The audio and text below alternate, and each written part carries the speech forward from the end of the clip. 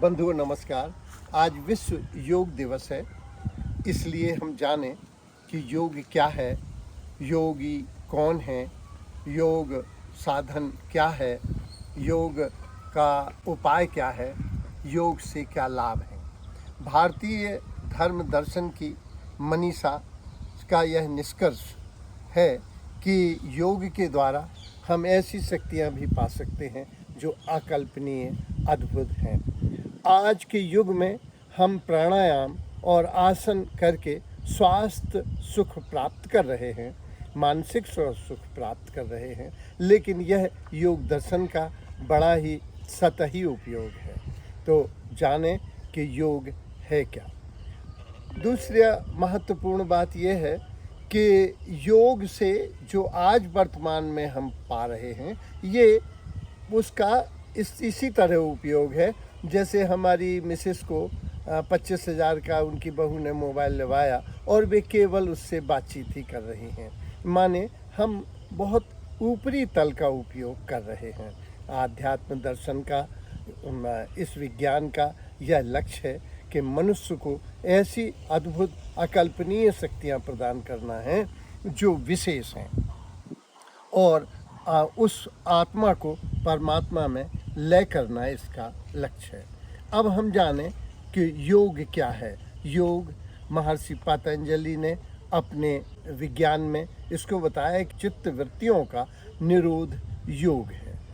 साथ ही साथ बाद के ऋषियों ने बताया कि काम, क्रोध, लोभ, मोह आदि से का निग्रह या इंद्रिय निग्रह करना योग है।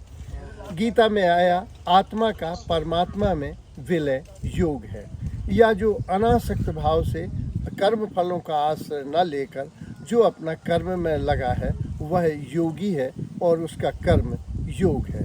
तो योग से हम जो आशय लेते हैं वो यही लेते हैं कि प्रकृति और परमात्मा में लय हो जाना योग है। दुख रूप संसार से निवृत्ति कर सुख रूप में रहना योग है। योगी कौन है? जो नियत कर्म, शास्त्र संगत कर्म, शास्त्र विहित कर्म, नियत कर्म अनासक्त भाव से कर रहा है वह योगी है।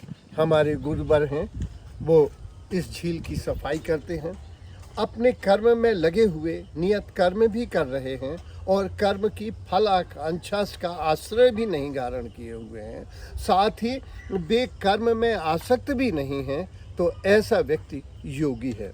या हम लोग जो वीडियो डाल रहे हैं वो दिन भर अध्ययन करते हैं, अनुभव करते हैं और निष्कर्ष में डाल देते हैं।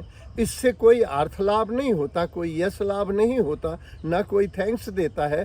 तो ये भी एक योग कर्म है।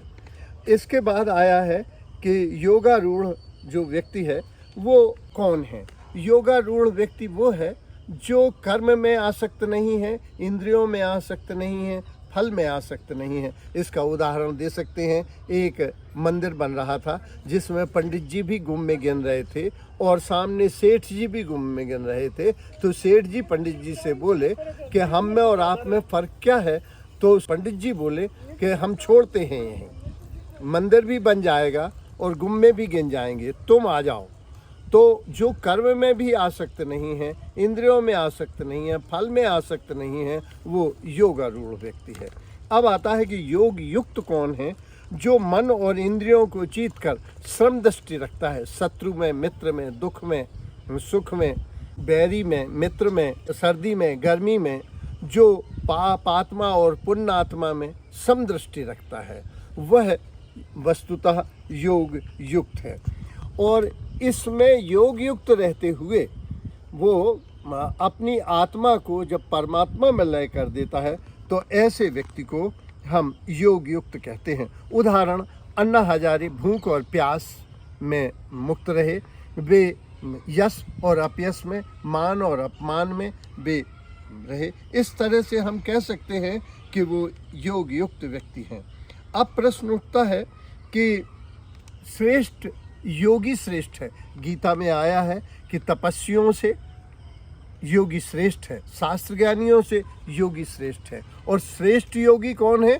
जो जड़ में, चेतन में, पशु में, पक्षी में, जल में, थल में, उसी परमात्मा को देखता है और जो उनके साथ ऐसा व्यवहार करता है। श्रीमद् भागवत में आया है कि कर्म फलों को प्रेम से भोगता हुआ, ईश्वर की कृपा से अनुग्रहित होता हुआ, जो सभी में परमात्मा को विराजित मानकर व्यवहार करता है, ऐसा व्यक्ति योगी है और वो श्रेष्ठ योगी है।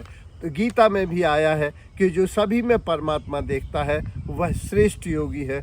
ऐसा व्यक्ति ब्रह्मनिष्ठ हो जाता है और सभी को ब्रह्म में देखता है। योग भ्रष्ट कौन है? योग भ्रष्ट वो है जो योगी होना तो चाहता है, लेकिन उसकी इंद्रियां और उसका मन इतना प्रबल है कि वह उन इंद्रियों के साथ या मन के साथ बह जाता है। तो श्री कृष्ण ने गीता में बताया है कि ऐसा भ्रष्ट योगी भी कालांतर में जहाँ तक उसने यात्रा की है, अगला जन्म ऐसी जगह होता है, ऐसी श्रीमानों की जगह होता है कि वह उस से आगे की यात्रा करता है। तो योग भ्रष्ट कोई होता नहीं है। योग साधन के उपाय क्या हैं? योग साधन का जो शुरुआत है, श्रद्धा, विश्वास, समर्पण और साथ में अभ्यास, विवेक और वैराग्य। अब प्रश्न उठता है, श्रद्धा क्या है? जो अपनों से बड़ों के प्रति, उच्चतर के प्रति, जो गुणों के प्रति सम्मान व्यक्त करता है व्यक्ति, वह श्रद्धावान है। जिसे यह विश्वास होता है, क्योंकि विश्वास फल को प्राप्त करता है। समर्पण क्या है? जब अपना अस्तित्व शून्य करके वो सामने वाले पे समर्पित हो जाता है, तो इसे समर्पण कहा जाता है। अभ्यास क्या है? नियत कर्म, नियत स्थान पर नियम से करना, रोज रोज करना अभ्यास है। विवेक क्या है? जो सद और असत के बीच में अंतर जानता है, वो विवेकवान है। और वैराग्य क्या है? जो शाश्वत और नश्वर के बीच में अंतर कर लेता है, वह वैराग्यवान होता है। तो इंद्रियों और मन का से इन्होंने उपाय बताया कि अभ्यास से इंद्रियां और मन वश में हो जाते हैं।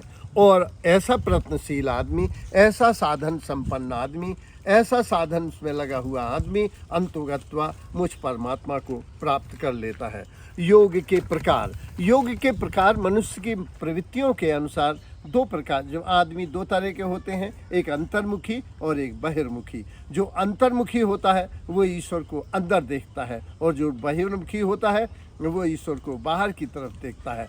इस तरह से ये दो साधन बताए गए। जो बहिर्मुखी है उसके लिए कर्म योग है, और जो अंतर्मुखी है उसके लिए ज्ञान योग या सांख्य योग के योग तो हजारों प्रकार के बताए गए हैं। हठ योग, प्रेम योग, ज्ञान योग, विज्ञान योग, तंत्र योग। तो जिसमें आदमी युक्त हो जाए, क्योंकि ये युज धातु से बना है, तो जब आदमी समदृष्टि रखता है और आत्मा परमात्मा में अपने को लय कर लेता है, तो इसको हम योग के नाम से जानते हैं। योग का लक्ष्य क्या है? अगर हम देखें तो आसन और प्राणायाम से उसे स्वास्थ्य प्राप्त होता है।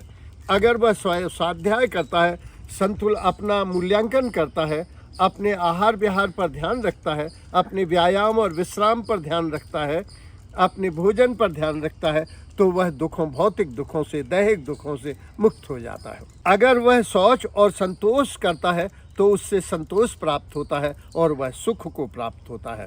और यदि वह ध्यान धारणा में उतरता है तो उसे प्रमुदिता प्राप्त होती है, प्रसन्नता प्राप्त होती है, प्रज्ञा प्राप्त होती है और प्रतिभा से संपन्न हो जाता है। यदि वह ध्यान में और समाधि में और धारणा में उतरता है तो उसे आनंद प्राप्त होता है, परमानंद प्राप्त होता है, और वह ब्रह्म सहोदर आनंद को इसी पृथ्वी पर, इसी देह में भोगता है। धन्यवाद।